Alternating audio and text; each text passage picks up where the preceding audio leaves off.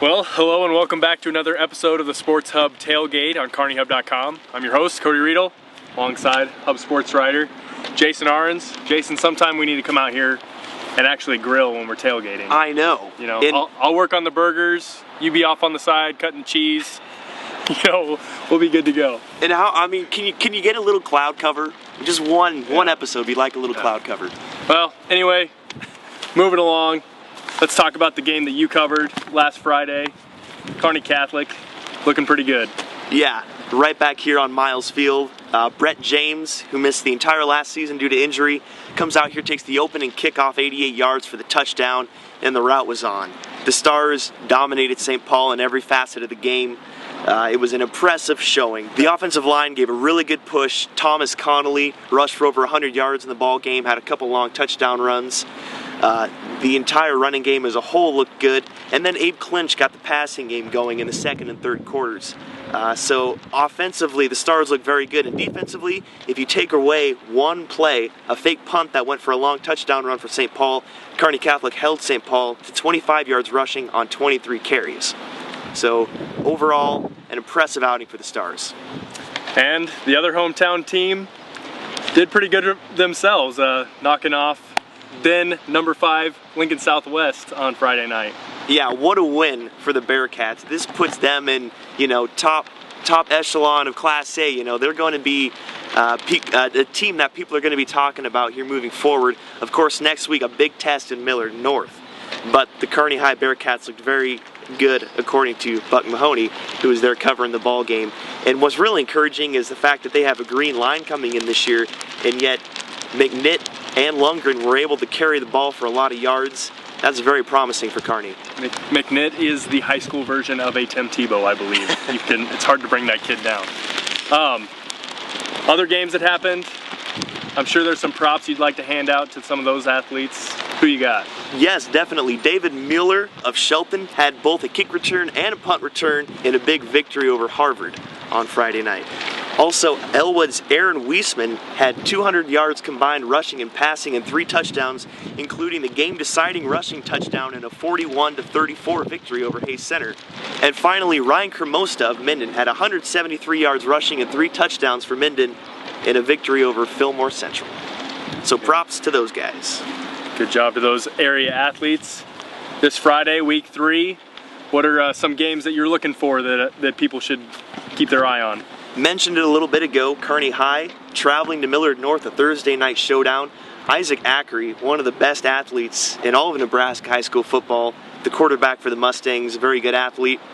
We said last week against Lincoln Southwest it'll be a nice measuring stick for the Bearcats. Well, once again, another nice measuring stick. If Kearney can hang around in this ball game, the sky's the limit for them moving forward. Now, I forgot, last week we made our picks. Who did you pick last week and who did I pick? I think I took the Silverhawks, and I think Mr. Alumni over there took the Bearcats. I think I did pick the upset, but you did get the upper hand in the overall picks, only missing 2 games, which you can check each week, Friday morning on KearneyHub.com/SportsHub for our picks. And also we should throw out props to Cody for picking the Bearcats. I forgot to say that. An impressive call by Mr. Reed over there. Other games we're looking at here. Broken Bow is playing Cozad. The Indians off to a 2-0 start this year. Cozad, their one loss coming against a tough Adams Central ball club.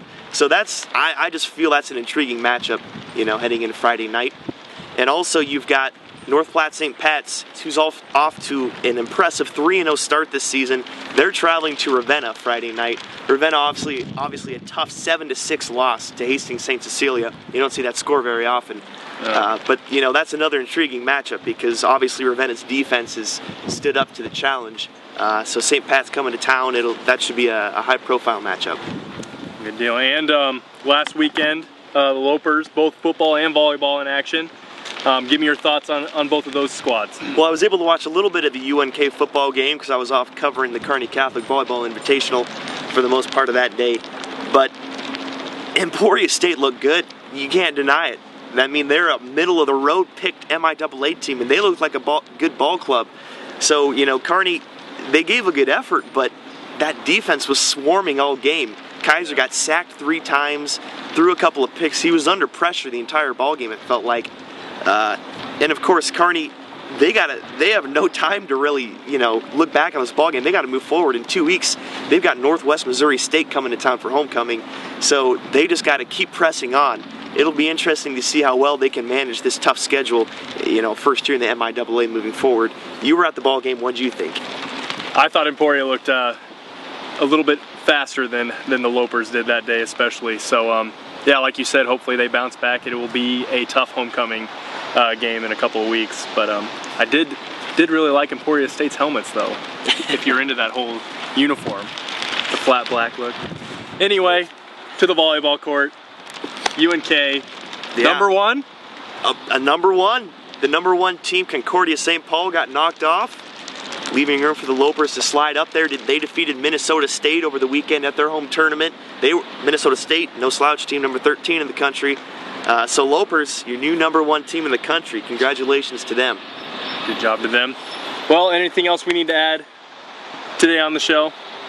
I don't think so. I think we got it all I think covered. we're getting kicked out by the bus pulling in here. So good time to wrap things up. Thanks for stopping by at the Sports Hub on KearneyHub.com. Make sure you check us next week. Get your local paper for all the latest sports headlines. And you stay classy. We're going to go catch the bus. Wave, kids.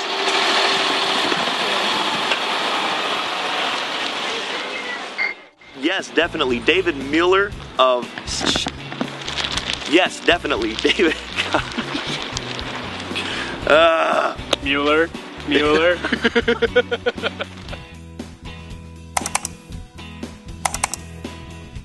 Golf USA is your one-stop golf shop in Kearney and Grand Island, specializing in golf supplies, full repair services, and custom club fittings to meet the needs of golfers young and old.